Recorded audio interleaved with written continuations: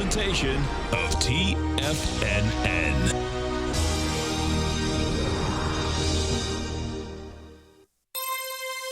The Tom O'Brien Show is produced every business day. Tom takes your phone calls toll free at 1-877-927-6648. Internationally at 727-445-1044. Let's go to Robert in New Jersey. Hey, Robert, what's going on? Hey, Tom. A great show. I've been listening to you for years. You got a great thing. I've been listening to you for over a decade. That's amazing. You've done a great job. I appreciate it, man. Appreciate you growling and prowling out here with us. Now, Tom O'Brien. Welcome, folks. This is Tom O'Brien of TFNN. We go 5 days a week. We go 10 hours a day. We go 24 hours a day on the internet at TFNN.com. Always remember, folks, whatever you think about, you bring about. Whatever you focus on grows. Hope everyone's having a great day, safe day. Let's make it a great night, folks. Believe there's a great power silently working all things for good. Behave yourself and never mind the rest. Yesterday's gone. Tomorrow's not here. What are you doing right now? Market-wise, let's take a look at it out here. We have the Dow Industrials up 260, NASDAQ up 63, S&P's up 27, gold contract down $4.60, trading at $1,103 an ounce. Silver down 3 cents at $14.32 an ounce. Platinum up 760 at $9.62 a pound, an ounce. Light sweet crude up 63 cents at $45.06 a barrel. Bonds. Now check this out. This is going to be intense, folks. Watching this whole thing shake out. This is why. The 10-year down 27.6, 126.22. What we have here, this thing is breaking lows with volume. That is saying that the Fed's going to go up. 30-year down 2 full points, plus 18 ticks. That's 2.5 points. 152.13. Same deal. King dollar up 348 ticks at 95.76. That's saying the Fed's not going to go up, okay? Euro down 43, 112.74, and the yen's trading at 120.44. Our phone number is 877-927-6648. Give us a call, folks. Want to know what's going on in your world. Now, let's go through this, baby, because it's pretty cool right now, folks, and this is what you have. If we take a look at this, what you're going to see is this. We're going to bring up first, I'm going to bring up the SPY. So what we have is that we're going after the September 9th high. The SPY and the S&Ps haven't made that number yet. The Qs have made it, and we'll see whether it's going to be a failure once again at these highs. Okay, so here we go. The SPY right now is trading at 198.86. The high of the 9th is 199.47. We've done 77 million shares, so that's nothing, okay? It doesn't have the juice. It's not into that area. Now, what that's saying is nothing to us at this point because it's swing points that the market talks, walks, and squawks. That being said, now let's go over to the 3 Qs because the 3 Qs are going to give us a bit of information out here that's going to be pretty cool. So, what do we have with the 3 Qs? The 3 Qs are into the 9th. We're over 106.31. That's the high of the 9th. Volume's dramatically lighter. We're doing 22 million shares versus 47. Bottom line, if you close over that number, guess what? You can go to higher price. It can run all the way up to 108.22. It can run to 109.46. The 109.46 would be the high of the first day of the downdraft. So coming into this close right now is going to be a big number. Now, my take on this is that we will back off to the, at this point, you can back off to the 57. It's going to be hard to back off to the 31. We'll see how that shakes out. That being said, now I'm going to cut to the chase here and go right to the bond market because this is where it's pretty amazing watching. Okay. We're going to go to the 10-year first. So, 10-year today, it's down 28 ticks. You have 891,000 contracts traded. Now, that's not higher than the swing point, but you've broken this whole area. That says the 10-year wants to run down to 125.20. We go to the 30-year. 30-year is down 2.5 points. Big number. 213,000 contracts. We had 275 down there. This break, however, that's you do a wide price spread break, folks, it wants to go lower. So in that context, that is saying Thursday at 2 o'clock, the Fed is going to hike 25 basis points. Okay, so now there's always divergence, right? Here's the divergence.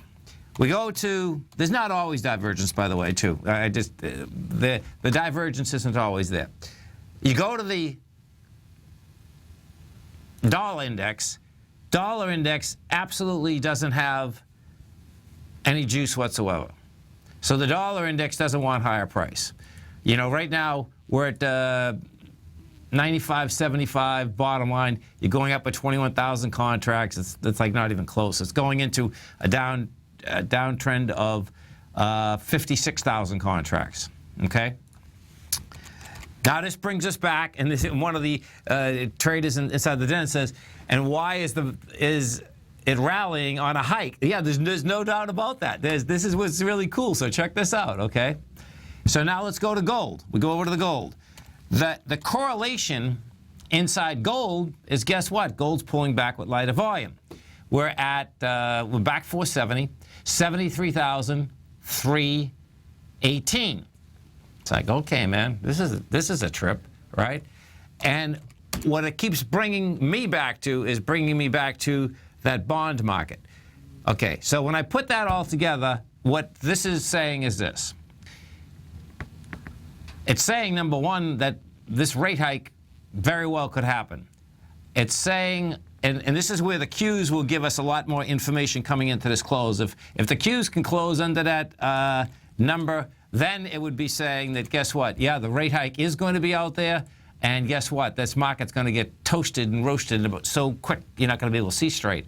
The divergence still would be is that why isn't the dollar higher and why isn't gold lower? We're going to learn a lot in the next 50 minutes. And as one of the other traders said in the den, what is different coming into this rate hike right here, this meeting, is that most times you have flat markets coming into it. This is anything but a flat market, folks. This is a highly volatile market that you're moving. Well, the VIX is still showing it's volatile. You're up. The VIX is still trading at, 21, 22, somewhere on there. So, yeah, 22.53. So that's saying that you can get moves 1%, 1.5% each way, like in a heartbeat. Some of the high volume stocks, and we had a tremendously low volume market out here, by the way, too. Right now, what we're doing, you've done 491 million in the NYSE, and if we take a look at the NASDAQ says 1.19 billion. This is Tom O'Brien. This is TFNN. Dow Industrials are up 267. NASDAQ's up 65. S&Ps are up 28. Stay right there, folks. Come right back.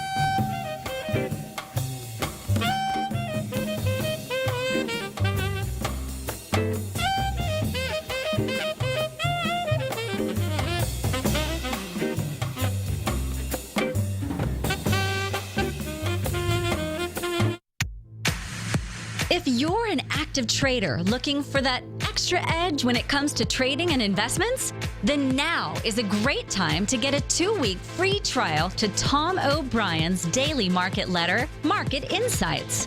Tom O'Brien's daily newsletter, Market Insights, comes out every market day at around 9:30 a.m. and provides Tom's daily commentary on the broad market, including the Dow, NASDAQ, and S&P, plus specific trade recommendations. There's even an update published most afternoons to keep you informed about the day's market activity. He'll give you the entry price, price target, and stop price of each stock and option trade.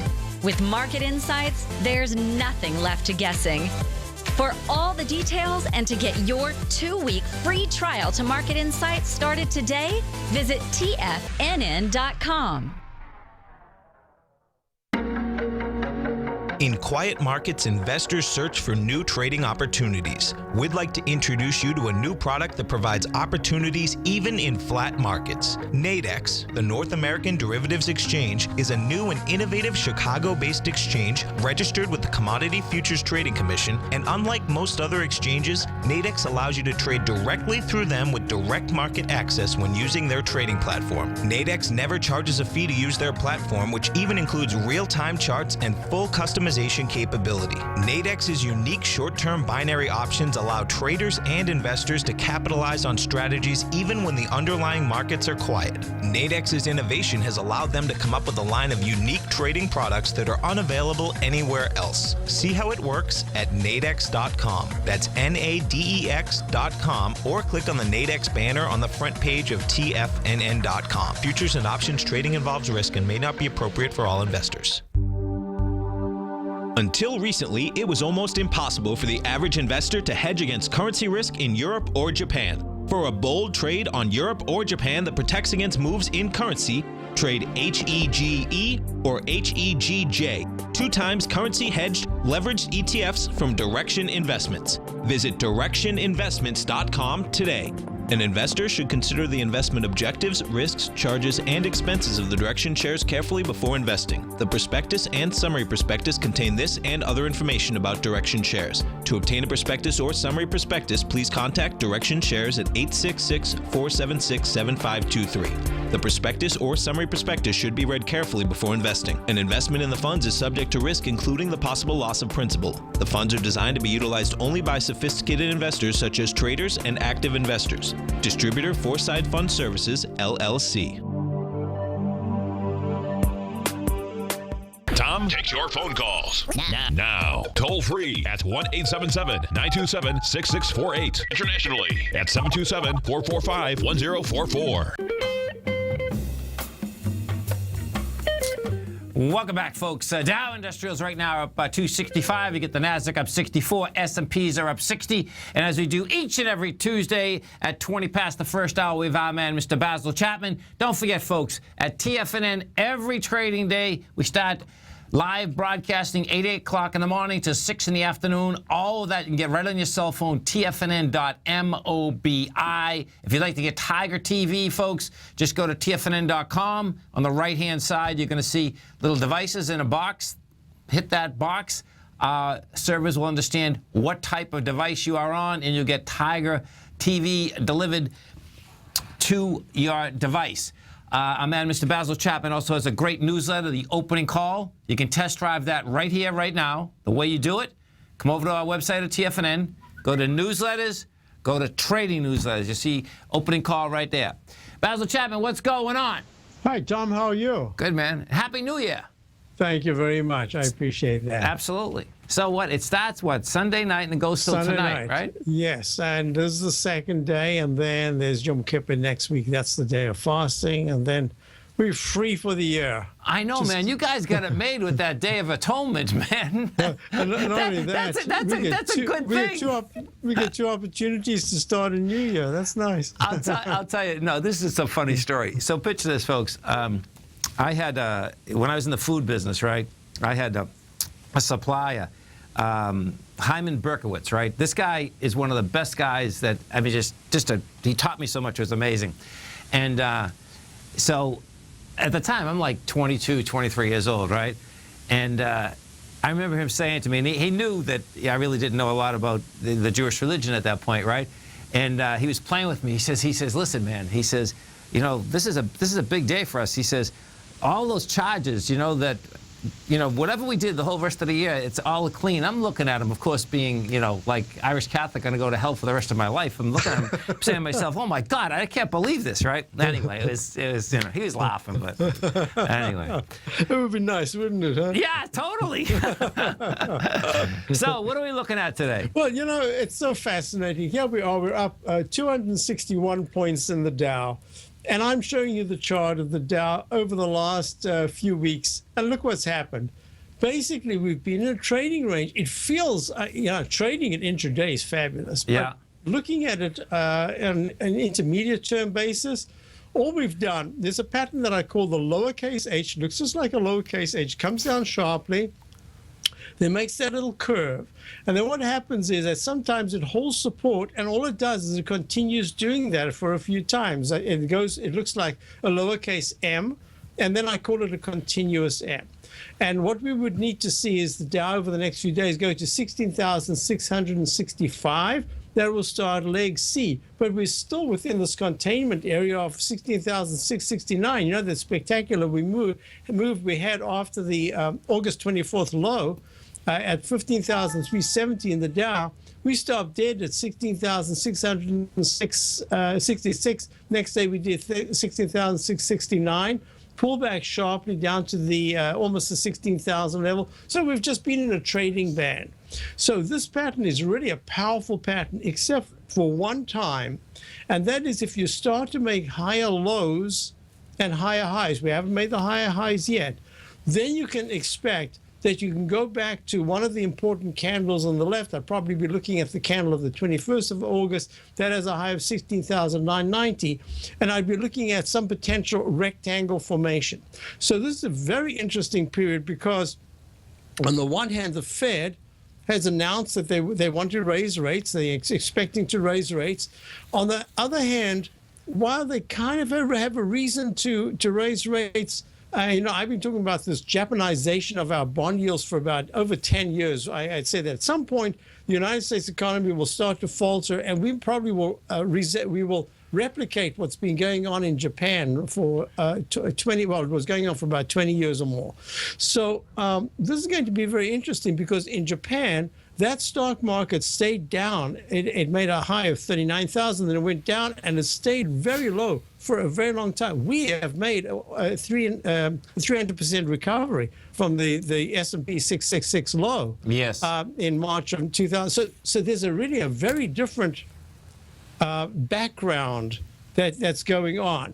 The result has been the same so far, but the background is different. So, and the Fed has said they don't want to raise rates once. They want to be able to put into position with the intention of constantly raising it after that. They did not want to drop rates after raising it.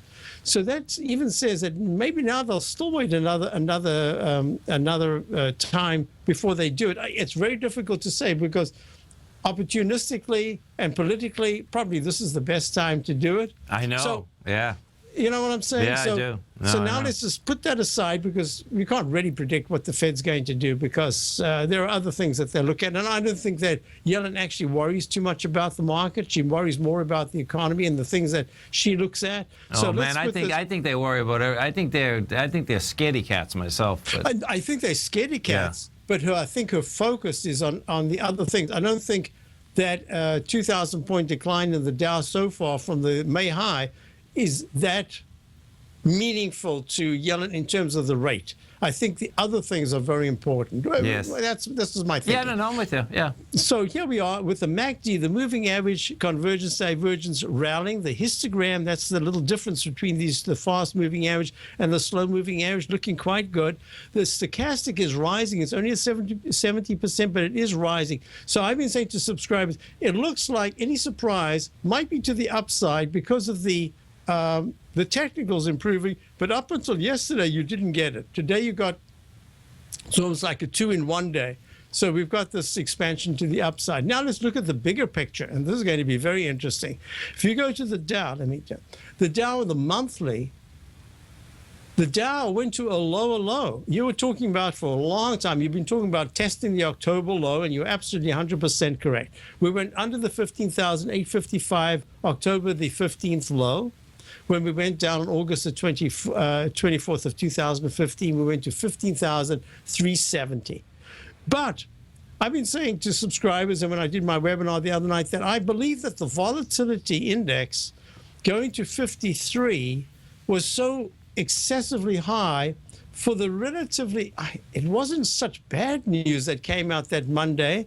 And I think that on that 24th of August, what happened was we did get that 500 points down because of the futures being sharply lower. I can understand that was a bit excessive. That extra 500, I think, was electronically done so that the computers and other things went into effect and exacerbated the downside. Yes. Because I just do not think that we've been there when we've had these sharp move to the downside, like that October 15th of 2015. That was really bad news, and it was building up for days. This was just out of the blue over the weekend. They said China and all that, but China had been going down for a while. So here's what I'm thinking.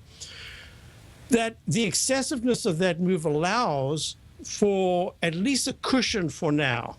That's number one.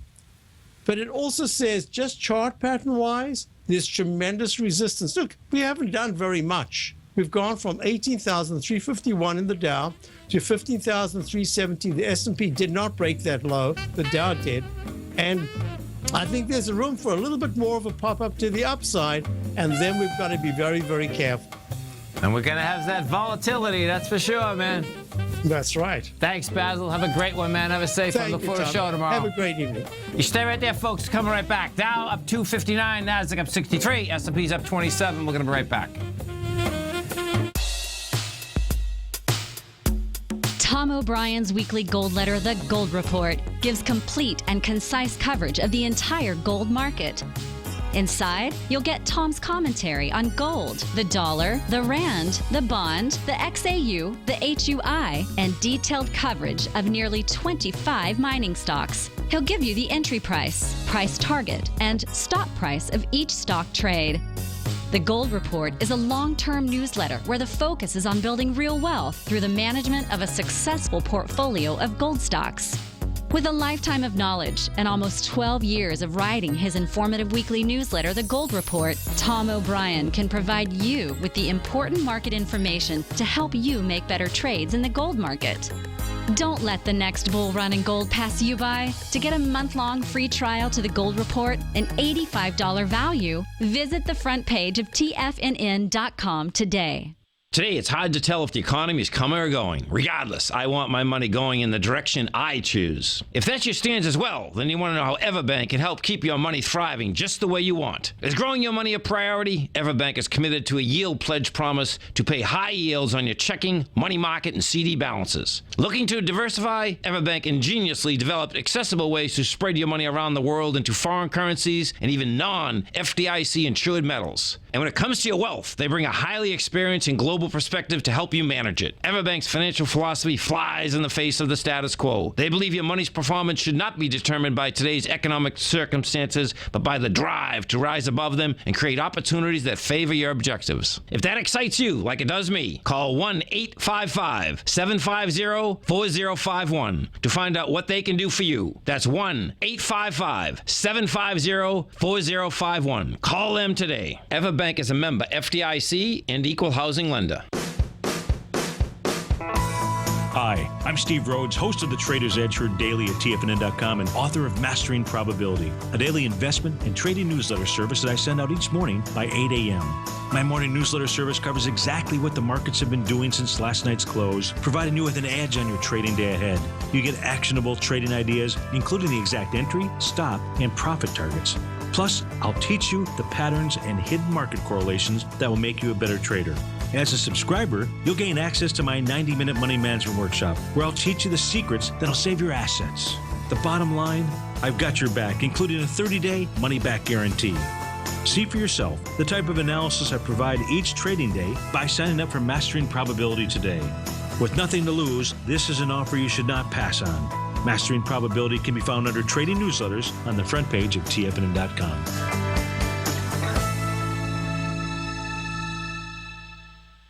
This segment is brought to you by Think or Swim. For more information, just click the Think or Swim banner on the front page of TFNN.com.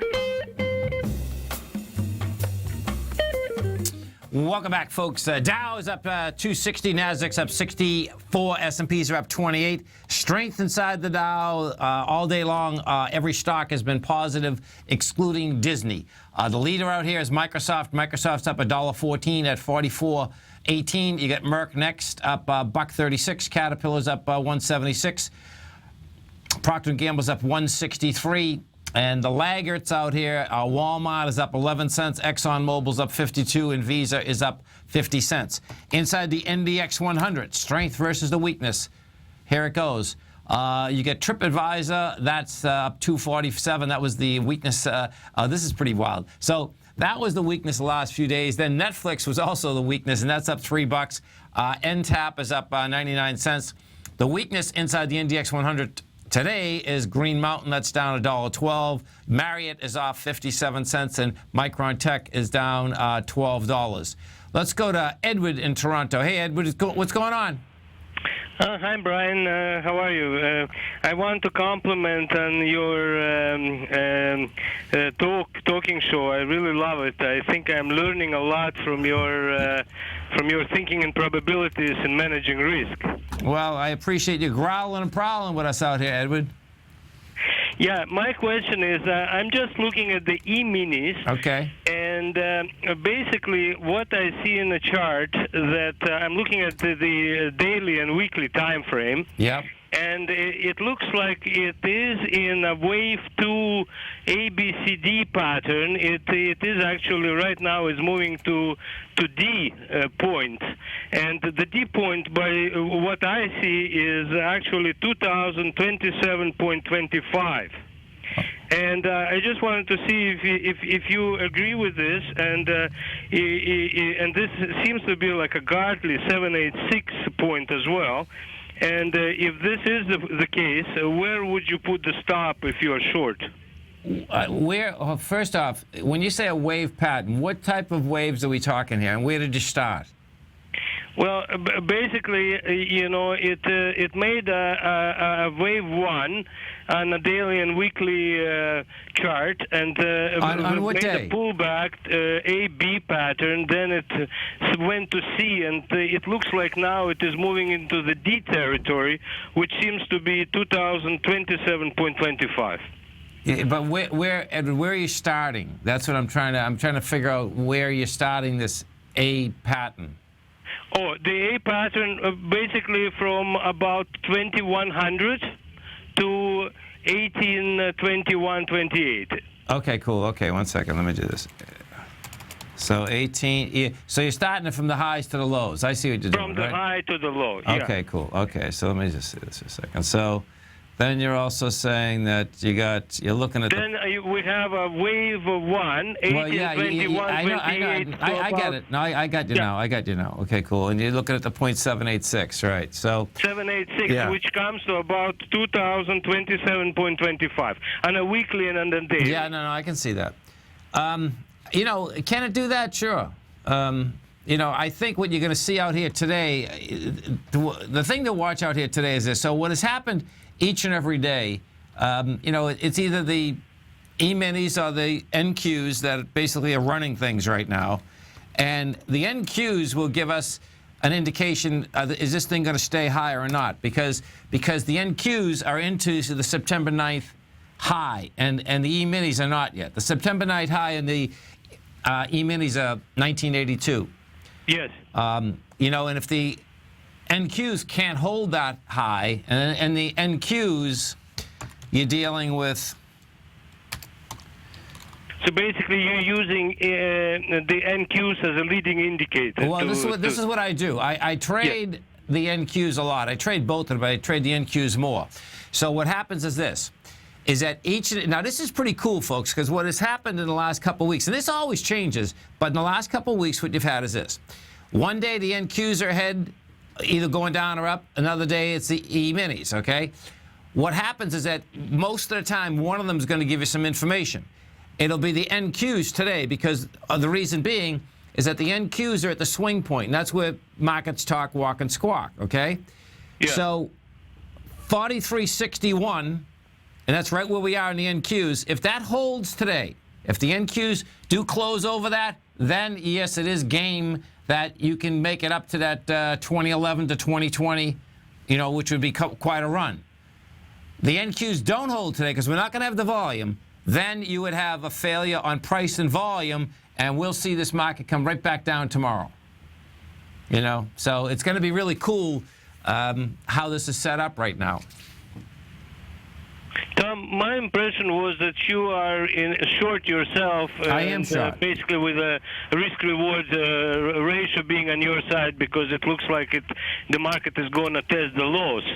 So are you still short in your position? I am. You are? Yeah.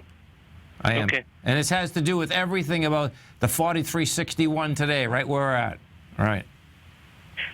So you're really depending on the NQs. I'm also looking on FDAX, German DAX, and yen. This seem to be also good indicators in terms of leading where the markets are going. And also Apple, I'm looking at that. The correlation inside the DAX is really cool. There's no doubt. The DAX can get run away just like our markets, but the DAX itself also normally gives a pretty good indication where we are. Where there's a disconnect, okay, so watch this, folks. This is pretty cool, too. Where there's a disconnect in the market out here in a big way today is this, is that last night, Asia was down huge, okay? You had the Shanghai down 3.5%. Shenzhen was down 4.97%. And what the Shenzhen is, folks, is just the smaller shares, not the A shares.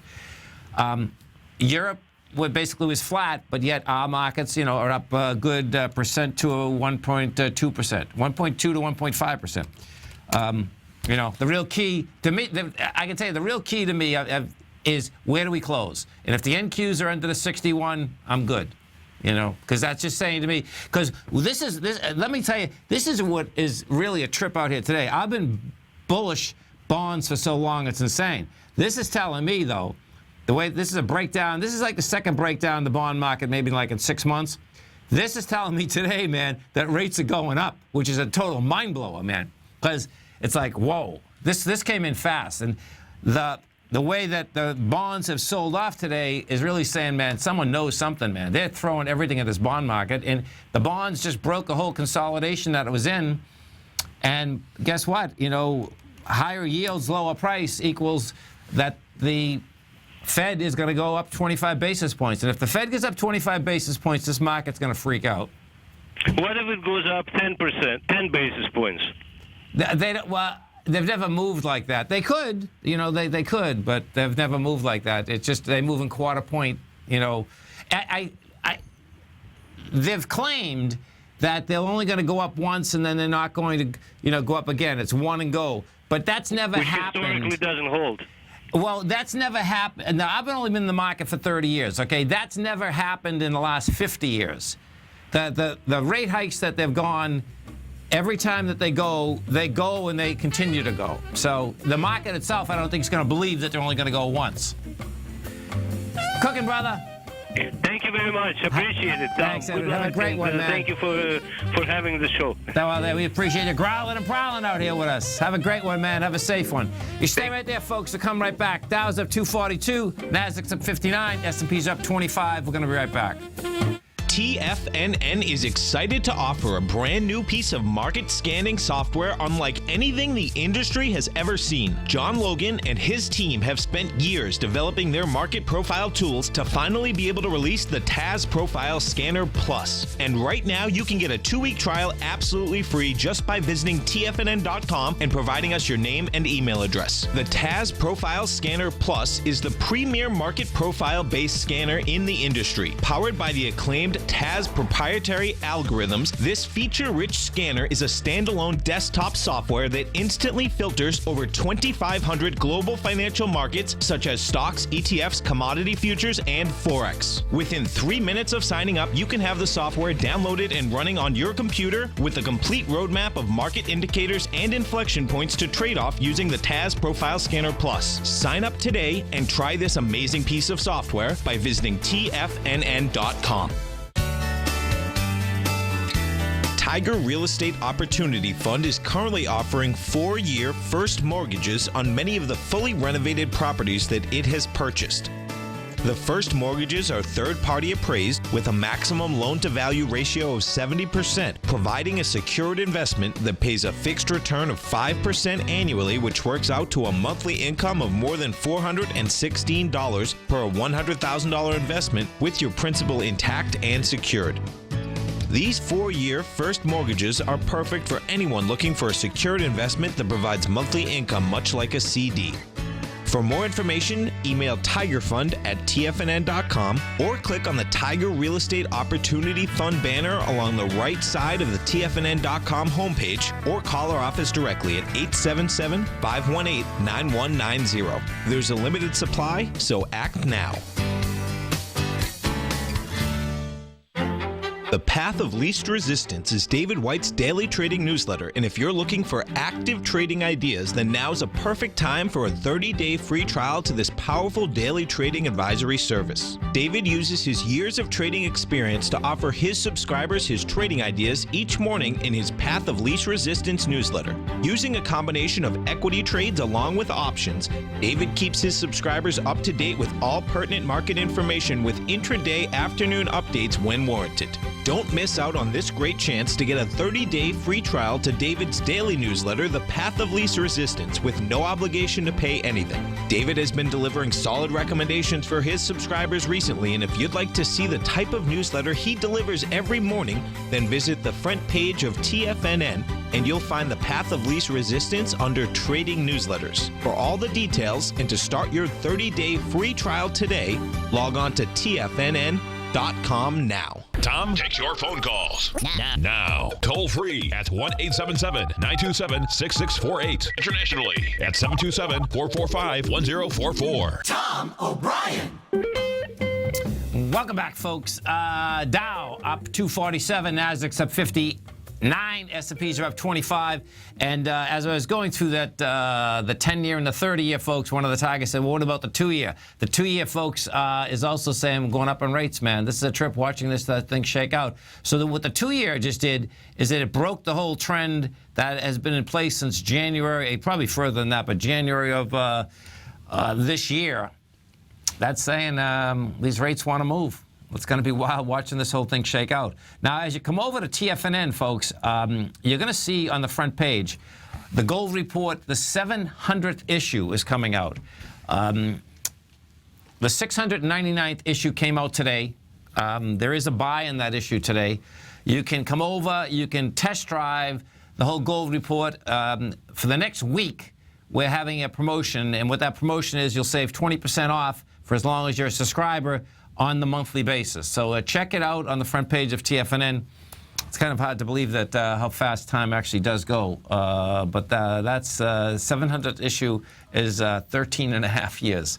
So that's a trip in itself, no doubt. And you know, and let's talk about that. And because this is where you talk about divergence. We got it all over the place. And would a rate hike hit gold in your opinion? And you know, a rate hike should hit gold. Yeah, it should. Bottom line is that at this particular point, there's no sellers in gold at these lower levels. We've had buyers come in twice. Watch, if we go to the GLD and look at this, man, this is not only it's a challenging time in the marketplace, but it's actually a fun time because you'll learn a huge amount of how markets move, and you want to keep moving back and forth in between these vehicles, looking at these vehicles to really trying to get a clue as to, okay, what do we really have happening here? So if we look at the GLD, you'll see that came off the bottom at 103.41. That was in July. You had a couple nice signs of strength. You back down with lighter volume. You're backing into the 11th and 12th of August right now. I mean, with dramatically lighter volume, too. Dramatically lighter. So it's like, okay, man, that's saying it wants to go. The thing that gets pretty wild here is this. So listen how this goes theoretically. Theoretically, you can make the case that if rates are actually going up, that the Fed is going to reinflate the economy, okay? Or it's getting reinflated and they just got to go. You know, so all those things are in the mix. You know, and if that's where the market thinks, that if the market thinks that they're going up in the rates because, in fact, inflation is sneaking in, then what you're going to see, the correlation of metals goes like this, is that what is the inflation rate versus what the interest rate is versus what the metals are at. You know, if you remember, you know, depending on, you know, where you are in the cycle, I mean, I remember when interest rates were, you know, 12 and 13%, but yet you can make a fortune in real estate still because real estate was running up 17, 18, 19, 20%, you know. So that was a wicked inflationary era. Let's get to Mark in Fort Collins. Hey, Mark, what's going on? Hey, Tom, how are you? Doing great, man. You having a good day out there? Oh, yeah, always a good day. It's a beautiful day. Totally. So, couple questions. I was looking at the charts again today, and I noticed a couple things that got me a little worried about being too short here. I was looking at the IWM chart. Yep. I was also looking at the NASDAQ composite. So, Okay. if you want to, should we look at IWM first? Sure. All right. So, we got the low on August 24th. Right. We run all the way up to the 31st, 115.98. 29 million shares up there. Right. Back off, come all the way back, break that high from the 31st of 29 million with some juice. 40 million. Right. The 9th. Is that, I mean, could that have set up an ABC up, which would get it back to like the 119, 120 area, which is kind of where it broke down from? Yeah, it could. Yeah, it could. Same thing. That's why when I just explained a little bit, when we talked with Edward, that's why the Qs are so important today. Because see, the Qs aren't doing that. And then the composite as well, because it had a high. And the composite not an ABC up though. Same deal, because you're not even close to the volume. I was looking at this morning, but you're absolutely right. Well, my volume on the 28th on the composite is 19.3 billion or million, and then on the when it broke that swing on the 9th, I have 19.5. So it broke it by a couple hundred thousand. So the composite would need more than 1.964 billion today. We won't get it. We're not even going to get close to it. Right, but it did do that break on the 9th. So that's my question: did that set it up right there? Okay, 1 second. Let me see.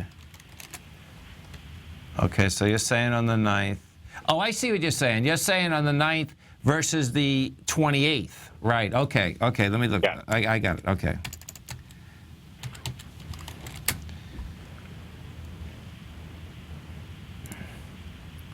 No, that wouldn't work because of how we came down on the 1st. See that blew out? The first, the first we came down on way too much volume, man. I see it's 2.2. Yeah. Okay, I see that, but I was just looking at the two swing points. No, I'm with it, but it sticks out like a sore thumb on the first, man. I think what you're going to see out here is we're going to see the NASDAQ's going to talk, walk, and squawk out here today. Okay. You know? Yeah, well, that first is also coming down into the high volume days from the 24th, 25th, and 26th. Oh, there's no doubt about. Listen, man, when you come down that fast and furious, there's no doubt about it that it's going to take some cause to break down. You know, there's no doubt. I can see that happening. Do you know what I'm saying? So it doesn't mean you're going to go doing an ABC structure on the way down. You very well could go right after this low, though.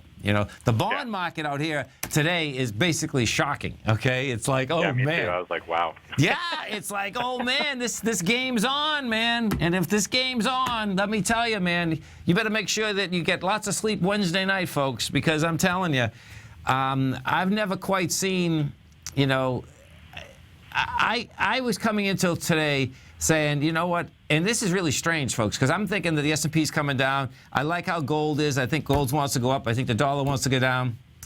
And, until today I'm saying, hey, bonds want higher price, man. But this break in bonds is serious. And this break in bonds, the bond market itself are the largest banks. So the 8 largest banks are the bond market, right?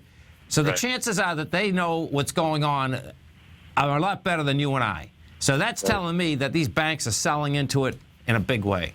Right. Well, I think it's interesting. I think I was reading something today where 75% of the newsletters are bearish, and everybody on CNBC was bearish, and I think they needed to shake it up a little bit.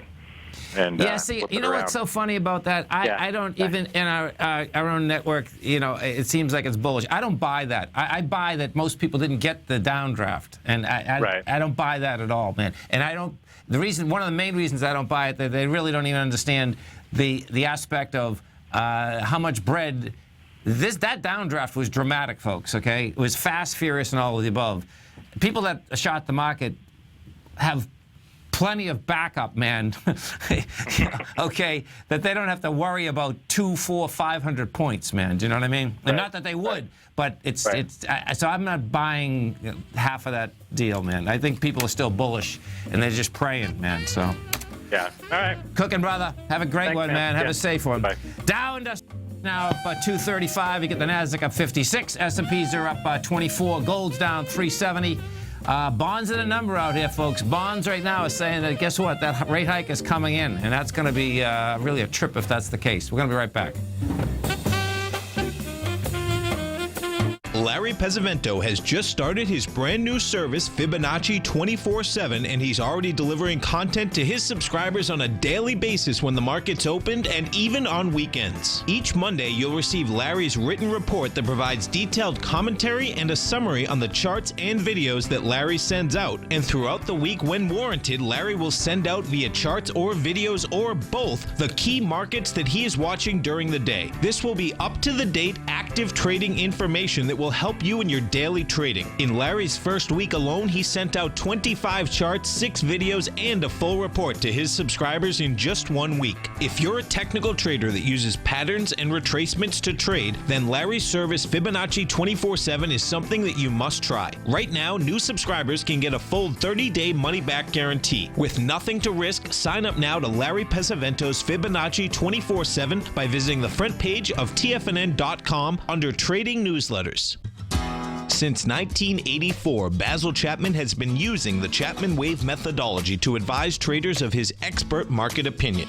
While originally hand-drawing charts from the late 1970s into the 1980s, Basil noticed that prices under most circumstances virtually always had a certain number of legs to the upside before declining sharply. Later, Basil found that computer software, which included the standard market technical indicators, enhanced the degree of accuracy in calling price turns, as well as market trend calls. Thus was born the Chapman Wave sequence. Using the Chapman Wave methodology along with other indicators, Basil Chapman advises his subscribers of his expert market opinion each market day with his opening call newsletter. Right now, you can get a 2-week free trial to the opening call, Basil's daily trading newsletter, by visiting the front page of TFNN.com. Cancel at any time during that trial and pay absolutely nothing. Get your 2-week free trial to Basil's newsletter, The Opening Call, today by visiting TFNN.com. TFNN is excited about our new software charting program, The Art of Timing the Trade Charts. In collaboration with Tom O'Brien and using his best-selling book, The Art of Timing the Trade, Your Ultimate Trading Mastery System, David White has programmed an outstanding piece of software that will complement any trader's methodology. Using this first-of-its-kind program, The Art of Timing the Trade Charts allows you to scan thousands of stocks for Fibonacci formation setups, including Gartley's, ABC's, butterflies, and much more. The Art of Timing the Trade Charts is designed to help you when scouring the markets for stocks just beginning to form the trading patterns that many investors spend days, weeks, or even months searching to find. And right now, we're offering licenses available at only $79 a month. We are so confident that you're going to love this new charting software that will even give you a 30-day unconditional money-back guarantee. Don't miss out on this incredible new piece of software. Get your copy of The Art of Timing the Trade Charts today by visiting TFNN.com. This segment is brought to you by TFNN. Test drive all the newsletters for free at TFNN.com.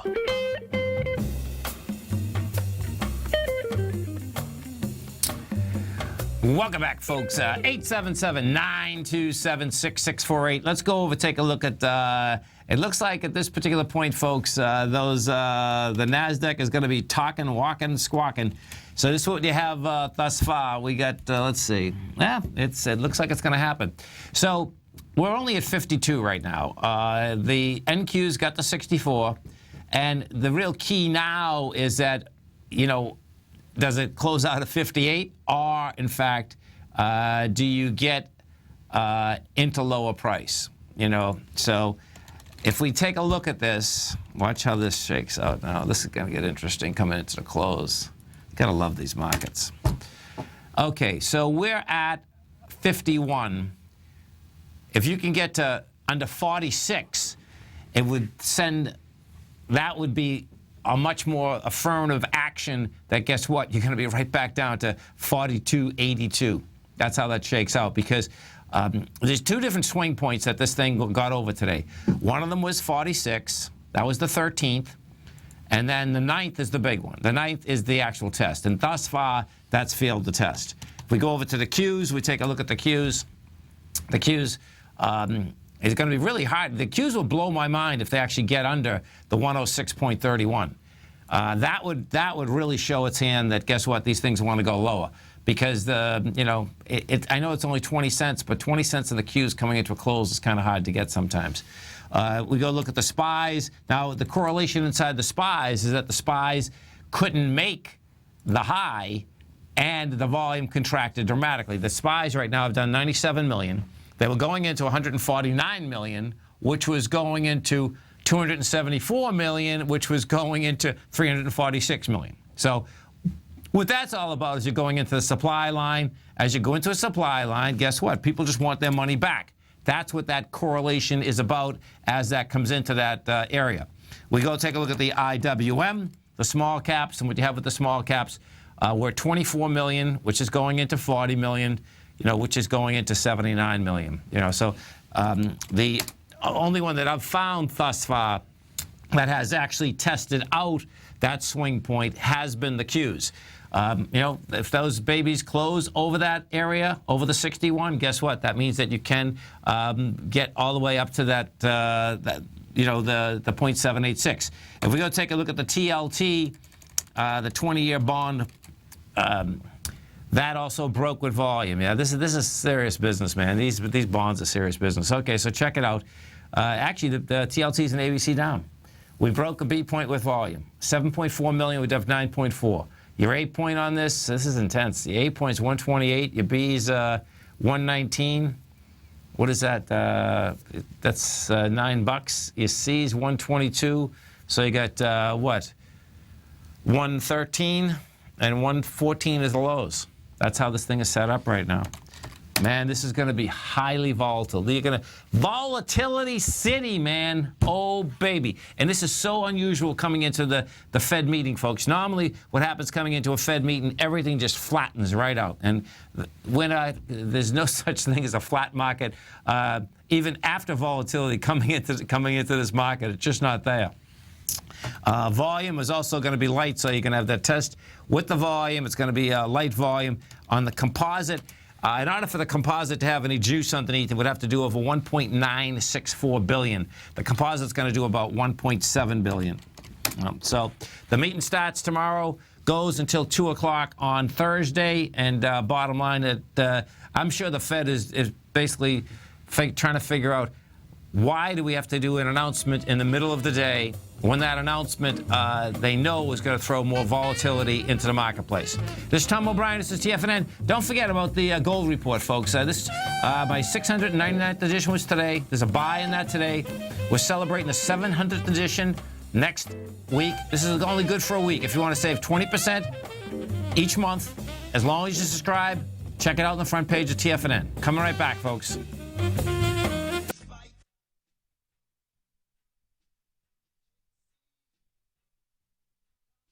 The following is a presentation of TFNN. The Tom O'Brien Show is produced every business day. Tom takes your phone calls toll free at 1-877-927-6648. Internationally at 727-445-1044. Let's go to Sam in Irvine, California. Hey, Sam, what's going on? Hi, Tom. How are you? Doing great. You having a good day out there? I'm having a great day. Thank you very much. I want to preface by saying that I'm so grateful to you and TFNN for you to assemble such a great people, such a team to help the small investors like myself. Well, we appreciate you growling and prowling out here with us, Sam. Thank you so much. Now, Tom O'Brien. Welcome, folks. This is Tom O'Brien of TFNN.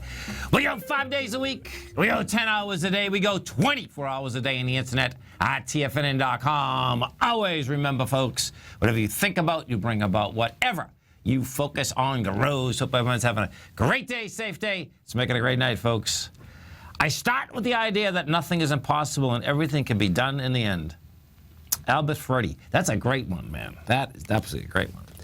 Market-wise, let's take a look at it out here. We had the Dow Industrials up 228, NASDAQ up 54, S&P's up 25, gold contract down $3.90, traded at $1,103 an ounce.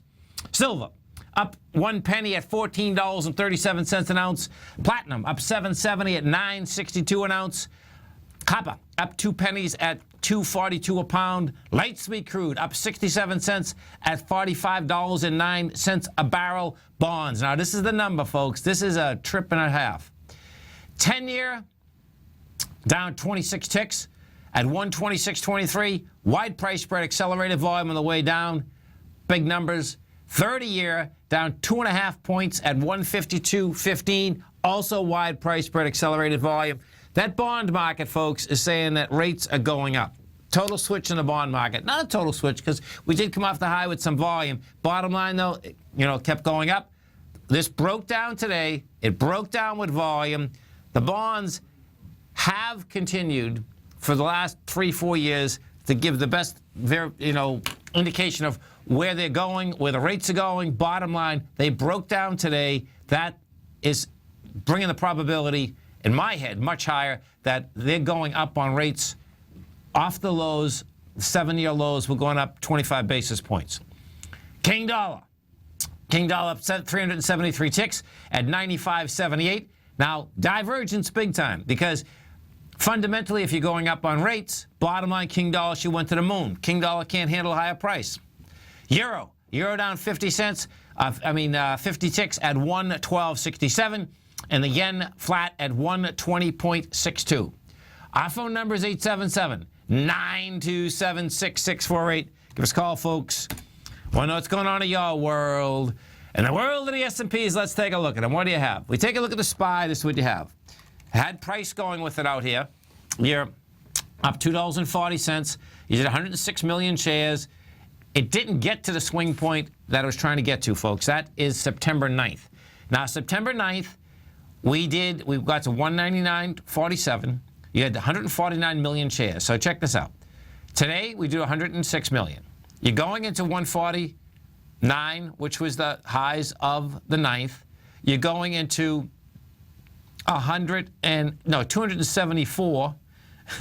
Well, here, no, it's not even 274.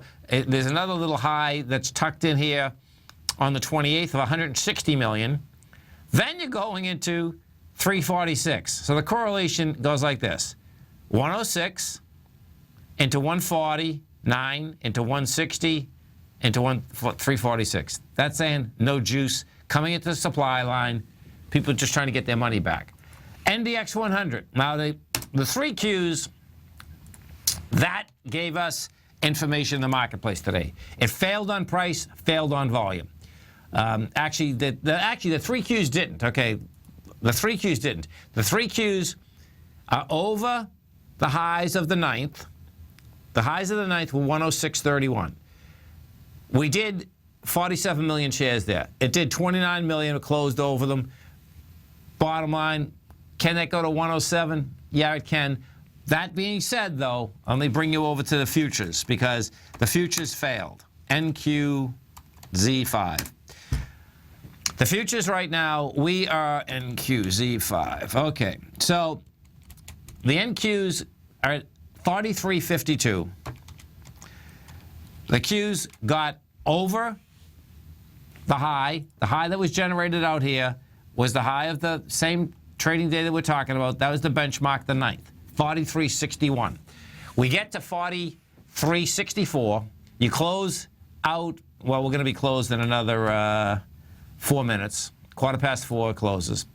We're going to close out with lighter volume. That's the bottom line. So, that is saying that the NASDAQ is the only one that actually hit the swing point, number one, and you closed underneath it. That's saying you're going to back off.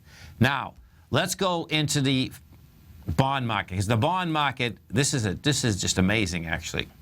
So, we pull the bonds up. First, I'm going to go to the 10-year. 10-year goes south today. 929,000 contracts, which, is a lot. The bonds can do 1.2, 1.3 million contracts, though. You take out a swing point. The swing point had 1.1 million. So it's not an ABC down. The way it traded, however, is that this baby can get down to like 125 in a heartbeat, and you're at 126.23. The 30-year, take a look at the 30-year. What the 30-year has done, 30-year comes down 2.5 points, breaks out its lows, has increased volume, not an ABC down either, because last time we were down, it was 273,000 contracts. That was on the 9th. Low there was 152.14. You're at 152.16. This thing wants to go lower, though. It's set up. Now, the correlation and more of a confirmation is that if we go over to the 20-year TLT, what the 20-year TLT also did is this. That broke, the 20-year TLT is an ABC down. It broke the B point, broke it with volume. If we take a look at the 2-year, now what ends up happening, folks, so check out what ends up happening. If the short-term rates go up, it's going to be the short end of the curve that goes up much quicker than the long end of the curve, even though today, bottom line is that you had that long end go up pretty dramatically. If we take a look at this 2-year, okay, what you're going to see, whoops, close that, baby. Okay, let me see if I can bring this up. You're going to see, there it is. Okay, so you're going to see a breakdown, and that breakdown is pretty extensive. If I bring this breakdown back and really just set up a break, this is saying that September of 2014, the 2-year, right now the 2-year, folks, is at 99.21 point and a quarter. So that's, what's that? Oh my God, that's an interest rate of 10/100ths of 1. So this is saying it's going to go to 98.15, which that's a big number. Meaning that would be a 2-year would be 1.5%. Now let me just see where we were. September of 14. Let's put the 10-year up here for a second. U.S. No, I'll put the 30-year up. September of 14. That's what we got to look for. You stay right there, folks. We'll be coming right back, and I'll have that number for you where we were of September 14. There it is right there. 136.20. Oh, we have action. You stay right there, folks. We'll come right back. If you're an active trader looking for that extra edge when it comes to trading and investments, then now is a great time to get a 2-week free trial to Tom O'Brien's daily market letter, Market Insights. Tom O'Brien's daily newsletter, Market Insights, comes out every market day at around 9:30 a.m. and provides Tom's daily commentary on the broad market, including the Dow, NASDAQ, and S&P, plus specific trade recommendations. There's even an update published most afternoons to keep you informed about the day's market activity. He'll give you the entry price, price target, and stop price of each stock and option trade. With Market Insights, there's nothing left to guessing. For all the details and to get your 2-week free trial to Market Insights started today, visit TFNN.com. Has the current market volatility continued to stop you out of trades when the market spikes against you? Now is the perfect time to open up an account with Nadex. Nadex, the North American Derivatives Exchange, is a brand new, completely regulated Chicago-based exchange, and unlike most other exchanges, Nadex allows you to trade directly through them with direct market access when using their completely free trading platform, which also features real-time charts and full customization capability. One of the advantages of trading with Nadex in volatile markets is that your risk is always capped and you have the ability of keeping your trades open even when the market spikes against you. Nadex is completely brand new with a line of unique trading products that are unavailable anywhere else. See how it works at nadex.com. That's NADEX.com. Or click on the Nadex banner on the front page of TFNN.com. Futures and options trading involves risk and may not be appropriate for all investors. Are China A-shares hot or not? If you trade China A-shares, now may be time to take a closer look. Trade CHAU or CHAD, Directions Daily CSI 300 China A-share Bull and Bear ETFs. China A-shares in either direction. Visit directioninvestments.com today. An investor should consider the investment objectives, risks, charges, and expenses of the Direction shares carefully before investing. The prospectus and summary prospectus contain this and other information about Direction shares. To obtain a prospectus or summary prospectus, please contact Direction Shares at 866-476-7523. The prospectus or summary prospectus should be read carefully before investing. An investment in the funds is subject to risk, including the possible loss of principal. The funds are designed to be utilized only by sophisticated investors such as traders and active investors. Distributor Foreside Fund Services, LLC. Tom takes your phone calls now. Toll free at 1-877-927-6648. Internationally at 727-445-1044. Welcome back, folks. Dow Industrials finished up 228, Nasdaq up 54, S&P's up 25. And as we do each and every Tuesday at 20 past the second hour, we have our man, Mr. Andy Heck. And don't forget, folks, Andy has an outstanding show every Tuesday, Thursday, right here, 5 to 6 Eastern Standard Time. Get all the programming right on TFNN, right in your cell phone. TFNN.mobi gets to the audio. If you'd like to get Tiger TV, see the audio and the video, just go to TFNN.com on your cell. You'll see on the right-hand side, little box, all these devices. Hit that. You'll get Tiger TV delivered to you. Now, Andy also has a great newsletter. It's called the Technomental Commodity Report. The way you get it, go to TFNN. Right across the top, you're going to see newsletters. Hit newsletters, then trading newsletters, and you'll see the Technomental Commodity Report. You can test drive that 30 days absolutely free. Andy Heck, what's going on? Hey, Tom, how are you? Hey, man, we're going to have some real fireworks here, man. I know. I was just saying, bouncing the equities today. All eyes on the Fed. Divergence is everywhere. They are. Wow. It's going to be interesting. It's going to be an interesting week. I think tomorrow you're going to have a very calm day. You know, what we haven't had, and this is really different going into a Fed meeting, is that normally, you know, coming into it 3 days into it, no one does anything. This bond market, I suspect tomorrow is not going to be calm just because of the way this bond market has reacted today. It's like... You're right. I think that volumes will be down, so maybe we will see a little bit of volatility. But you know, I'd say Thursday you'll be able to hear a pin drop in the morning. No, you're supposed to be able to. No, I understand that. I'm not. I mean, I know that's how it's supposed to be. But you know, when bonds go off 2.5 points and like all of an hour and a half. You know, my take on that, by the way, Andy, is that you know, you have the prime dealers, folks. My take is the prime dealers know that the Fed's going up and they sold. Yeah, I have to tell you, my gut tells me they're going to raise rates. That's my take. Yeah, well, that's why they sold the bonds down. The prime dealers sold the bonds down because they know the Fed's going up. I've been thinking about it a lot over the weekend, and you know, it's very interesting. Listen to this thesis for a minute. Yeah. The population in the United States is aging, certainly.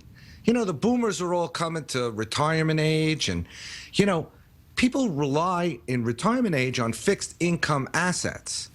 And it kind of behooves the Fed for interest rates to go up even a little bit here to increase income, to take some pressure off of, you know, Social Security and other kinds of Medicare, Medicaid, other kinds of government programs here.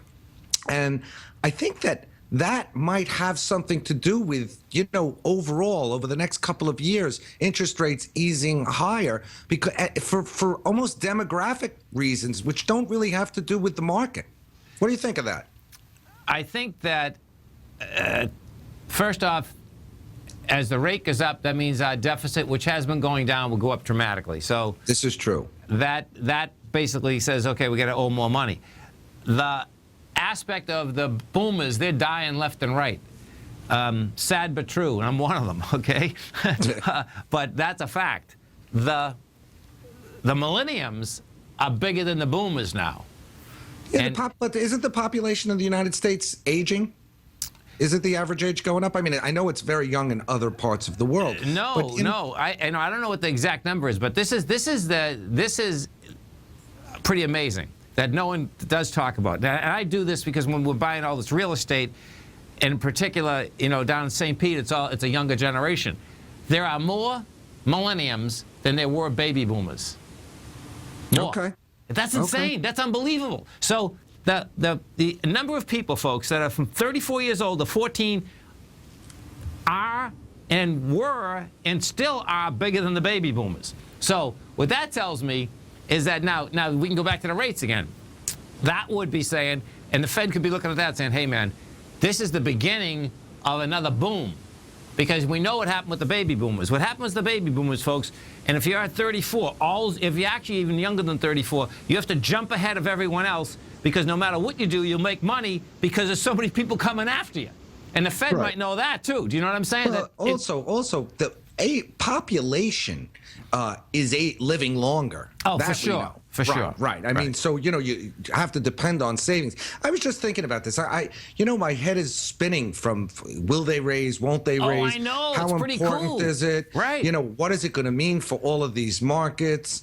25 basis points itself is nothing. That's right. It's a drop in the ocean. But it's psychological. And I heard what you said the first hour. I totally agree. Once they raise once, they ain't going to stop. Well, then they're claiming they will, but it hasn't happened in our lifetime. You know what I mean? So and it's not going to happen. It's the path of least resistance. And then it's like what's really cool here, folks, is this: is that we're all going to learn something because, as Andy I just said, the divergence is pretty insane. Because the bonds got killed today, yet the dollar can't go higher, and they didn't kill gold yet. Well, exactly. Well, the dollar, gold, and the bonds are kind of saying we're going to get a rate rise. The stock market's saying we're not going to get a rate rise. But the dollar hasn't gone up. The dollar should be up. The dollar it's up marginally today. Gold's down marginally today. The dollar. Look, the dollar's kind of sitting here. It hasn't done much since, we made those highs in March. We came down to 93. We're sitting at 96. It's doing nothing. Right. It's doing what currencies generally do. A lot of nothing. Yeah. But it's going to be interesting. I think commodity prices. When it comes to interest rates, it all comes down to carrying inventories. And interest rates go up, the cost to carry for commodities go higher. It's not a positive effect on the sector as a whole if U.S. interest rates are going to go up. That's just, sure. That's just history. More expensive, exactly. Right. More expensive to carry. And then other assets compete. You can put money in bonds or whatever. You get a better yield. So it's going to be a tough one. Meanwhile, I kind of like the action in oil here. Let's talk about oil for a minute, if you will. Absolutely. Let me put up the oil chart here. CLX, okay. Yeah. Basically, oil is kind of sitting here. It's kind of sitting here. It's hugging $45. And listen, the news, the production is certainly bearish. OPEC's going to produce 32 million barrels a day, but U.S. production is coming down because the rig counts were down another 10 last Friday. So we're at 652 now. We were over 1,600 last year. In general, there's very little political premium in the price of oil now. And what we're seeing is the Brent price come down relative to the West Texas Intermediate price. That's down at about $3 differential. That sucker was up at $25, a couple of years ago. Yes. So we're seeing that squeeze. Now, I'm looking at product prices, too. They're pretty weak. The crack spreads are pretty weak, and that could affect some of the refining stocks. But you know what? This is a weak time of the year because driving season's over, and we're not into the winter yet. We're still kind of in, end of summer, beginning of fall. So I'm not looking too much at the processing spreads yet, but overall, the contango has been shrinking a little bit, which means the market's tightening up a little bit. I think they're expecting lower U.S. production. And we have to remember, this whole cascade of selling started over the shale production. So if U.S. production falls below 9 million barrels per day, if OPEC wants to act, they would be smart to cut production then. Yeah, and that might get the price back up to 60. Just stay with me a second, because that contango thing, I was looking at this, but this came across even on Bloomberg. Storing oil hasn't made any money since August of 2014. That's right. Yeah, you stay with us, all right? Sure. Andy Heck, Tom O'Brien, you stay right there, folks. We'll come right back. Dow Industrials finished up to 28. Today, it's hard to tell if the economy is coming or going. Regardless, I want my money going in the direction I choose. If that's your stance as well, then you want to know how Everbank can help keep your money thriving just the way you want. Is growing your money a priority? Everbank is committed to a yield pledge promise to pay high yields on your checking, money market, and CD balances. Looking to diversify? Everbank ingeniously developed accessible ways to spread your money around the world into foreign currencies and even non-FDIC insured metals. And when it comes to your wealth, they bring a highly experienced and global perspective to help you manage it. Everbank's financial philosophy flies in the face of the status quo. They believe your money's performance should not be determined by today's economic circumstances, but by the drive to rise above them and create opportunities that favor your objectives. If that excites you, like it does me, call 1-855-750-4051 to find out what they can do for you. That's 1-855-750-4051. Call them today. Everbank is a member FDIC and equal housing lender. Tom O'Brien's weekly gold letter, The Gold Report, gives complete and concise coverage of the entire gold market. Inside, you'll get Tom's commentary on gold, the dollar, the rand, the bond, the XAU, the HUI, and detailed coverage of nearly 25 mining stocks. He'll give you the entry price, price target, and stop price of each stock trade. The Gold Report is a long-term newsletter where the focus is on building real wealth through the management of a successful portfolio of gold stocks. With a lifetime of knowledge and almost 12 years of writing his informative weekly newsletter, The Gold Report, Tom O'Brien can provide you with the important market information to help you make better trades in the gold market. Don't let the next bull run in gold pass you by. To get a month-long free trial to The Gold Report, an $85 value, visit the front page of TFNN.com today. TFNN has just announced a brand new morning lineup that is geared specifically for traders in this volatile traders market. Every morning at 8 a.m., John Logan starts things off with his daily program, The Global Market Pulse. At 9 a.m., Larry Pezzavento trades the market during the market open Monday through Friday on Trade What You See. At 10 a.m., Tom O'Brien hosts the Money Masters for the hour, and Basil Chapman hosts his Tiger Technicians Hour at 11 a.m. From 8 a.m. till noon every market day, these traders are with you as they provide up-to-the-second market information so that you can make the most educated and profitable trades possible. The new TFNN morning lineup is happening right now. Tune in to see for yourself what kind of actionable trading discussion they have each morning, Monday through Friday, starting at 8 a.m., live only on Tiger TV at TFNN.com. This segment is brought to you by TFNN. Test drive all the newsletters for free at TFNN.com. Welcome back, folks. We're talking with our man, Mr. Andy Hecht. And don't forget, right after my show, 5 o'clock, 5 to 6 Eastern Standard Time, you can get them right on your cell phone, TFNN.mobi. And don't forget, if you are listening in your car, folks, we broadcast 24 hours a day, live from 8 o'clock a.m. till 6 in the afternoon, right on your cell phone, TFNN.mobi. I see this oil chart you have up here. Yeah, so we were talking a little bit about contango. Yeah.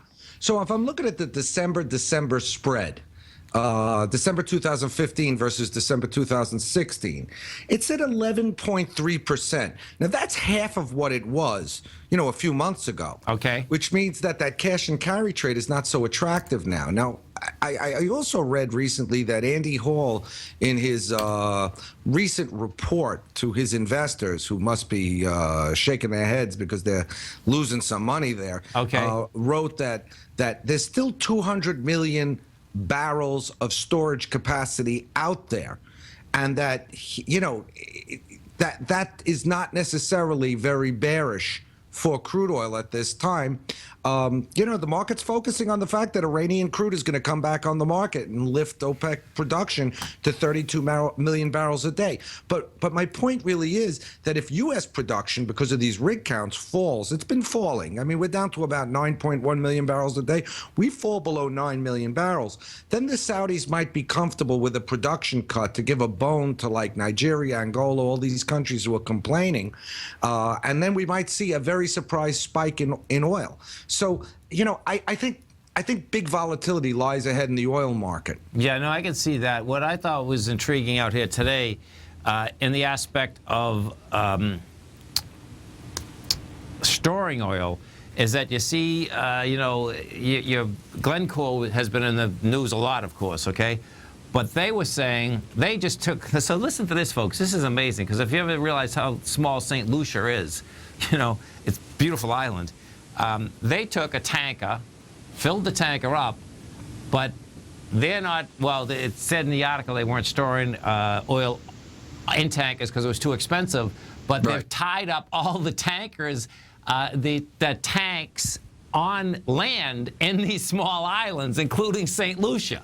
Right. That's pretty intense, man. Right. No, that is intense. And that's typical high money. If you have a lot of money as a company, that's the trade you want to do. It's so smart. I know. It's amazing. Right. It's so smart. Now, I would also think, Tom, at the same time, that the Chinese are building their strategic petroleum reserve at this time. Very quietly. And that there's a lot of flow going to that part of the world. Because it just makes sense. It does. Because it makes total sense. They're cash rich. They can do that trade like no one else. And they can just put oil wherever they want around that nation. And we have no idea because they don't publish their SPR numbers like we do in the United States. It behooves them to do that at this point. Yeah, no, there's no doubt, man. So I'm kind of thinking maybe we're going to get a surprise pop in oil. Maybe we'll get above $50. I mean, it's not going much high. I mean, T-Boone Pickens still says, $70 by year end. I find that hard to believe, but I could see $55. Listen, we've come down from 107. We went to 37.75. That feels like a good bottom here. There was enough bearish sentiment down there to make it go up 30% in a week, and now everyone's scratching their heads. Okay, go ahead. Sorry. Yeah, I could see it, going back to the, 50 handle for before it really calms down. So I see some volatility there. So what do you think about the grains?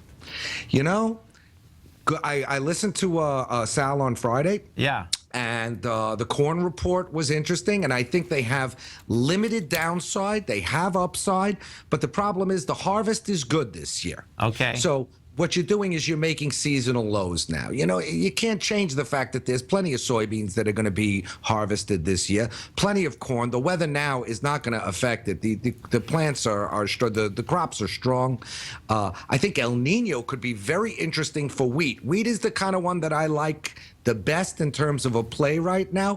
And corn, hey, the August report from the USDA, they had their rose-colored glasses on, and now with lower carryover stocks, we could see corn pop up, I would say, to 430 or something like that, which wouldn't be a crazy rally here. Had a beautiful key reversal pattern on the daily chart after the report came out, and now it's all up to harvest time. And folks, if you come over to our website at TFNN, you're going to see right under breaking news, seasonal price patterns in corn. I saw that. I'm in Sal. He wrote that. Just hit that. You can print that out. It's a great thing, and it really talks about the fact that corn makes seasonal lows during this time of year, during harvest season. Okay. Soybeans are a little different because now all attention is going to turn to Brazil and their crop. Because, we have opposing seasons. Yeah, so talk to me about that, because Brazil, folks, is having,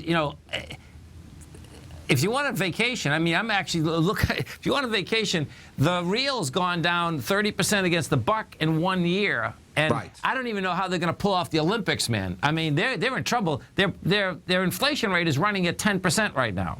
Yeah. It's and they have bigger problems because they're laden in scandal. It goes all the way up to the top. I mean, man. This is a real, and it's all commodity based. Yeah, no, totally. It is big commodity producing country. So let's talk about soybeans. Brazil's a huge supplier of soybeans, right? Yeah, they're number 2 in the world. Okay. And since our seasons are opposite, they are going into spring. So that's going to help them farmers because they'll get paid in dollars, right? And that's what they need. Interesting. Right. Oh, that's good. They will get paid in dollars, certainly. But, the prices are fairly depressed. But, in real terms, they're pretty attractive. Yeah. That's why, by the way, that's why we're seeing pressure continue on things like sugar and coffee, because the farmers continue to farm this stuff, and the prices are attractive for them. Even though they're low in dollars, they're high in reals. And their labor costs, their fixed costs, are in the reals. That's right. That's right. Right. Exactly. So interesting. But El Nino, I like the soybeans. I like all of these South American crops this year, these prices, because they've come down to levels where the downside's limited, the upside is interesting, and El Nino can really screw around with those weather patterns in these countries during the next growing season. So it's a good time to start dipping a toe in the water in some of these things. Now, I would avoid the nearby contracts, because, listen, the November soybean contract is all about the U.S. harvest, and we are still the world's biggest producer of soybeans and exporter of soybeans. And if you notice, the crush spread, you know how we talk about crack spreads all the time in crude oil, but in soybeans, we have the crush spread, and that's turning the soybean into meal and oil, and that has come down, which means that demand is following, it's not strengthening that much here at these low prices. So that's kind of a signal that, hey, we're not going to run away on the upside. And it's pretty cool, man. I mean, I'm looking at these contracts. It's not like you're paying a lot of money to go out, further. I mean, you're paying a couple the pennies more. contango is pretty low. Yeah, the right. contango is pretty low in the beans. You know what happens is we've had 3 straight years of bumper crops. Okay. And the market gets very used to and gets very complacent. You're going to have a bumper crop every year until you don't. Wow. Remember what happened in 2012? Right. It was shocking, right? Right. And soybeans were $18 a bushel almost. Right. Now, what you said earlier, I want to wrap my head around this for a second. So let's picture that if you did go out to May, July, but the front month goes up, this is where you told us the oil story before. Those back months don't have to go up, huh? Oh, no. Yeah, That's the beauty of backwardation and the curse of contango. Okay. And folks, you want to know more about that? 5 o'clock tonight, every Tuesday, Thursday. That's awesome, Andy. Thanks so much, brother. Look forward to the show at 5. Have a great one. Have a great one. Have a safe one. You too. Folks, are coming right back. TFNN is excited to offer a brand new piece of market scanning software unlike anything the industry has ever seen. John Logan and his team have spent years developing their market profile tools to finally be able to release the TAS Profile Scanner Plus. And right now, you can get a 2-week trial absolutely free just by visiting TFNN.com and providing us your name and email address. The TAS Profile Scanner Plus is the premier market profile-based scanner in the industry. Powered by the acclaimed TAS proprietary algorithms, this feature-rich scanner is a standalone desktop software that instantly filters over 2,500 global financial markets such as stocks, ETFs, commodity futures, and Forex. Within 3 minutes of signing up, you can have the software downloaded and running on your computer with a complete roadmap of market indicators and inflection points to trade off using the TAS Profile Scanner Plus. Sign up today and try this amazing piece of software by visiting TFNN.com. Since 1984, Basil Chapman has been using the Chapman Wave methodology to advise traders of his expert market opinion. While originally hand-drawing charts from the late 1970s into the 1980s, Basil noticed that prices under most circumstances virtually always had a certain number of legs to the upside before declining sharply. Later, Basil found that computer software, which included the standard market technical indicators, enhanced the degree of accuracy in calling price turns, as well as market trend calls. Thus was born the Chapman Wave sequence. Using the Chapman Wave methodology along with other indicators, Basil Chapman advises his subscribers of his expert market opinion each market day with his opening call newsletter. Right now, you can get a 2-week free trial to the opening call, Basil's daily trading newsletter, by visiting the front page of TFNN.com. Cancel at any time during that trial and pay absolutely nothing. Get your 2-week free trial to Basil's newsletter, The Opening Call, today by visiting TFNN.com. Hi, I'm Steve Rhodes, host of the Trader's Edge heard daily at TFNN.com and author of Mastering Probability, a daily investment and trading newsletter service that I send out each morning by 8 a.m. My morning newsletter service covers exactly what the markets have been doing since last night's close, providing you with an edge on your trading day ahead. You get actionable trading ideas, including the exact entry, stop, and profit targets. Plus, I'll teach you the patterns and hidden market correlations that will make you a better trader. As a subscriber, you'll gain access to my 90-minute money management workshop, where I'll teach you the secrets that'll save your assets. The bottom line, I've got your back, including a 30-day money-back guarantee. See for yourself the type of analysis I provide each trading day by signing up for Mastering Probability today. With nothing to lose, this is an offer you should not pass on. Mastering Probability can be found under Trading Newsletters on the front page of TFNN.com.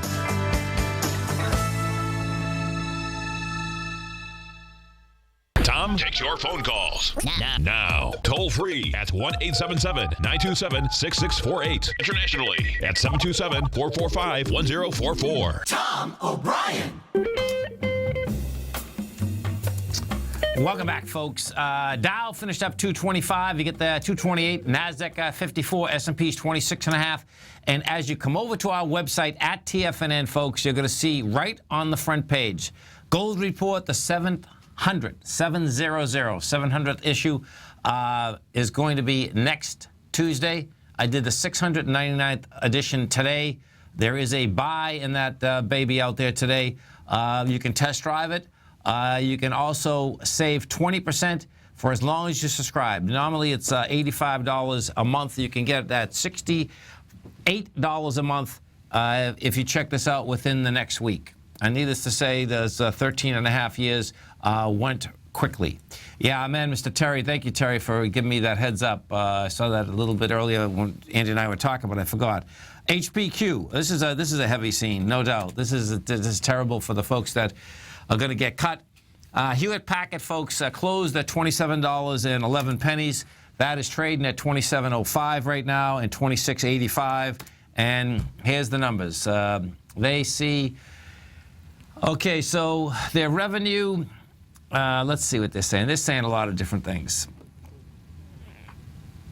First off, the job cuts. Okay, man, that's a big number. So Hewlett Packard, they see cutting 25,000 to 30,000 jobs as a restructuring deal, and they see savings of $2.7 billion. Let me just see how many employees. So they're cutting 9%. 9 is in 27. Yeah, they're cutting 9%. Actually, 9. But they're cutting about 10%. They have they have 302,000 employees. They're cutting 10% of the employees. Hewlett Packard itself, the stock's been a mess for a long period of time, and I heard someone that was bisected and dissected Hewlett Packard out in Silicon Valley a few days ago, and they really it was intriguing because they really I thought they nailed it kind of right on the head, and it had to do with like how can Hewlett Packard sit in the middle of Silicon Valley and see so many different companies have great ideas and not get any of them. And what that is, folks, that's talking about being just the old fat cat that's sitting there on a continual basis. And they had it, and they've had it made forever. And what does happen when you do have it made forever, it takes huge amounts of time in order to basically destroy, a company as big as that. And, I don't think it's going to get destroyed. But what you do have is that there's the catch-up is extraordinary.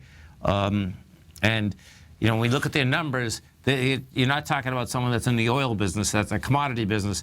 They're in, a business that should be growing. That has been contracting over the course. So picture 2011, they take in $127 billion. 2013, $112 billion. This year, $104 billion. Next year, they plan to take in $102 billion. And they're in the technology. Technology Solutions does $54 billion. That's Personal Systems does $34. Imaging does $23, and Financial Services does $3. Bottom line is that they have big problems. If we go right over to IBM, same setup, man. I could see IBM. I'm having a hard time seeing Hewlett Packard pull something out of its hat. IBM absolutely is capable of pulling something that's out of its hat. And I'm hoping that they're working on that right now. But IBM, I suspect because between Watson, between a lot of different things they have out there, and the aspect that the cloud computing is getting much, much bigger, folks, okay?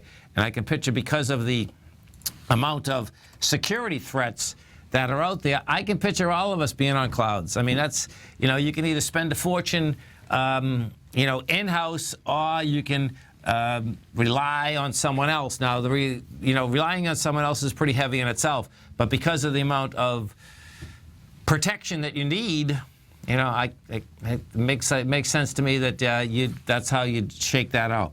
If we go over and we take a look at the financials, so you know, the way the bond market reacted out here, it's saying, hey, guess what?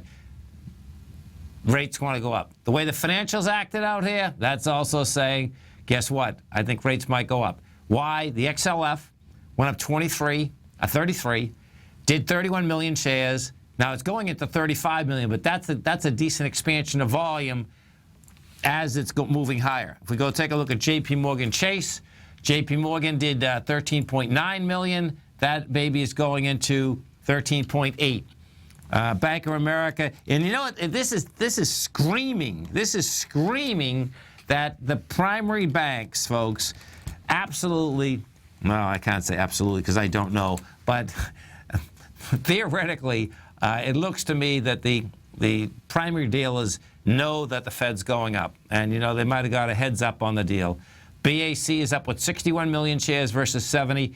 That's going to more than likely go after the high of the 9th. It'll go after it tomorrow. What's going to be cool is this, is that the, let's take a look at Berkshire, BRK. What is going to be cool, Berkshire, it didn't have that much juice. What no doubt is going to be cool is seeing how the XLF relates to the high that was generated out there on the 9th. If you take that high out with volume, that brings the probability much higher that, number one, the cat's out of the bag, and that bag that it's being out of is that we're going up on rates. And what will that do to the market tomorrow morning? You know, because as Andy and I were talking, there's no doubt when we've had, you know, Fed meetings, markets are quiet, man. You know, well, this market absolutely is not quiet. You know, you're talking about inside that bond market today. If this bond market ever acts like it did in 1994, folks, okay, you're going to see a slaughter. I mean, it's not a good scene. And so, okay, so how do you handle it? What you absolutely want to make sure that if you have treasuries, what ends up happening, you're going to get paid your amount that you're owed plus the interest. Where the problem comes in, if rates do start going up, are bond funds. The reason being is that bond funds, the churn rate is huge, and they're not held to maturity. So when you're not held to maturity, what ends up happening is that depending where the manager bought the bonds versus where the bonds are selling when they decide to sell them is dramatic when rates rise. Because what ends up happening, let's picture you have a company. You put a bond out today, okay? That bond goes out today, and you're paying, we'll make it even numbers. Let's say you're paying 5%, okay? So if rates go up, and that's in a low environment, okay? You're a corporation, you're paying 5%. What ends up happening on a rate rising environment is that if you're buying that bond at 100 cents, you're paying 100 cents on the dollar, you're getting 5% interest. If rates, as soon as rates go up, even if they go up 0.25%, 0.5%, that $100 bond for 100 cents will be 90 tomorrow. Then it'll be 80. Then it'll be 70. And you'll be getting up to 5%. Why? Because the new bonds that are coming out that are 100 will be 5.5%, 6%. That destroys the principal if you're not holding to maturity. If you're holding maturity, no big deal. The bond funds, however, don't hold the maturity. That's why they get whacked. Stay right there, folks. We'll come right back.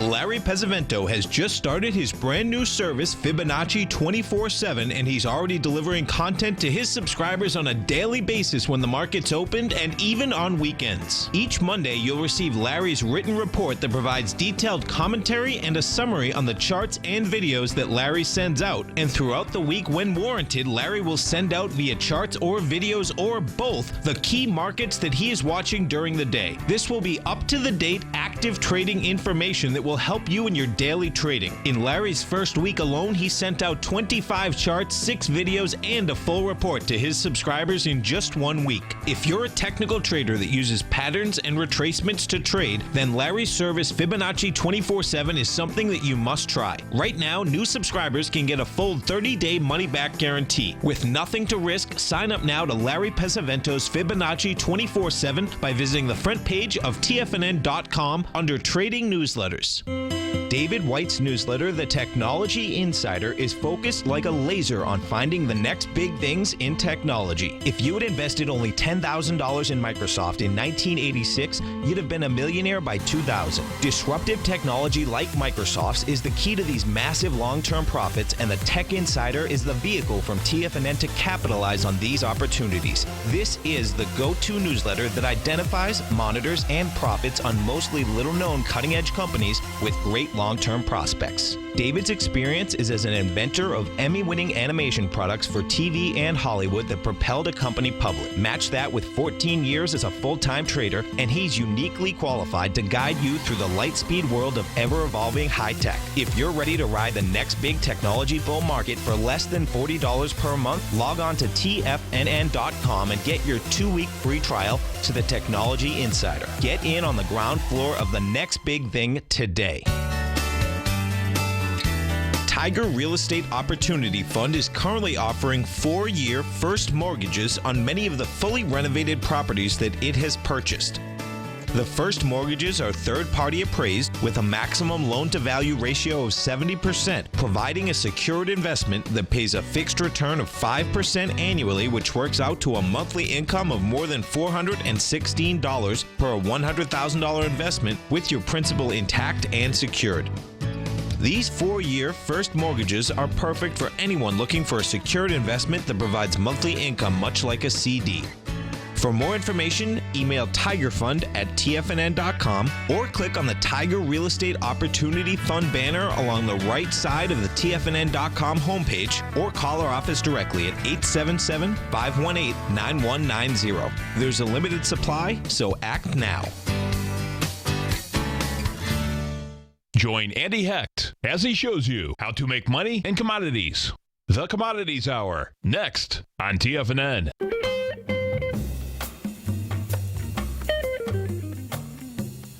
Welcome back, folks. Let's go over and we take a look at what's going to get intriguing out here tonight, no doubt. Now, our markets, no doubt, were up good. You had the Dow up 1.4%, S&P's up 1.2%, NASDAQ 1.1%. That being said, you go over to Asia, and this is what we had last night in Asia. You had the Hang Seng down 0.4%. Shanghai was up 3.5%. And Shanghai still wants to run into this low, and I expect you're going to see it tonight. The low that we're talking about, Shanghai's at 3,005. 2850 is the number. That baby looks to me like she's going to go after it tonight. And what she did do last night is that couldn't handle price whatsoever. She's into the bar. The top of the bar is 3,092. We're at 3,005. So that's saying it wants to get into it. We go to Hang Seng. We take a look at the Hang Seng. Slightly lower. You know, bottom line is that it's below the 24th, however, into the bar of the 24th. The bar of the 24th is 21,679. And we're 21,455. We go right from there to the FTSE and Britain. Bottom line, up 53. No big deal there. Sideways move out there. The DAX in Germany, and the FTSE, by the way, had a lower low with volume come into it. The DAX in Germany had a flat market out here today, up 56, really flat. DAX is also saying, guess what? No juice to the upside. So our markets did have the juice, no doubt about that. The NQs, the NASDAQ, failed on price, failed on volume from the 9th, September 9th. The bond market is, I suspect, what is going to basically rattle this market a bit, you know. So it certainly didn't rattle it today. And if we take a look at how this bond market traded out here today, this is what you had. If we take a look at the 10-year, you know, we started right from the get-go at 840 this morning. Your first leg down, and the 10-year took it to 127. That was right at 9 o'clock. By 10 o'clock, we're at we're at 120. We're at the top of 127 at 9 o'clock. We're at the bottom of 127 at 10 o'clock. You had a small counter trend bounce that lasted to 11:30, and then from that on, from 11:30 on, folks, you just kept going lower, and you had an expansion of volume as you were going lower. This is quite a sell-off. And as I said a few times coming into this program, so the way that bonds get sold in our markets is that you have primary dealers. Primary dealers basically is a license.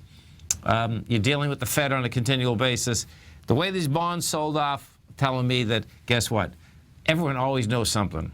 And I suspect that those primary dealers know that the Fed is going up. The probability of going up is pretty dramatic, and that's changed. Because what we would have had if the cat wasn't out of the bag is that you would have had these bonds selling off quite a time before this, not, right when this whole meeting is starting. So it's going to be, well, we're all going to learn something out of this in a big way. That's the real bottom line. The divergence still out here is that with bonds going south, King dollar still can't handle higher price. What simultaneously should have happened today is King dollar at 22,000 contracts. King dollar has 300 and ticks. King dollar got smoked last Thursday with 56,000 contracts on the way down. King dollar should have had the wide price spread, accelerated volume. If we had both of those, then your probability would really go high that you're going up on rates. You stay right there, folks. I'm Mr. Andy Hex coming up next. And don't forget, folks, if you want to get that special on the gold report, it's only going to be there for the next 7 days. Check it out on the front page of TFNN. And always remember, whatever you think about, you bring about. Whatever you focus on grows. And whatever you want in life, folks, visualize it like a nice big motion picture. Step into it, take ownership of it, and fly with it. Everything is inside you, folks. Grab it and have a blast. Look forward to speaking to you tomorrow.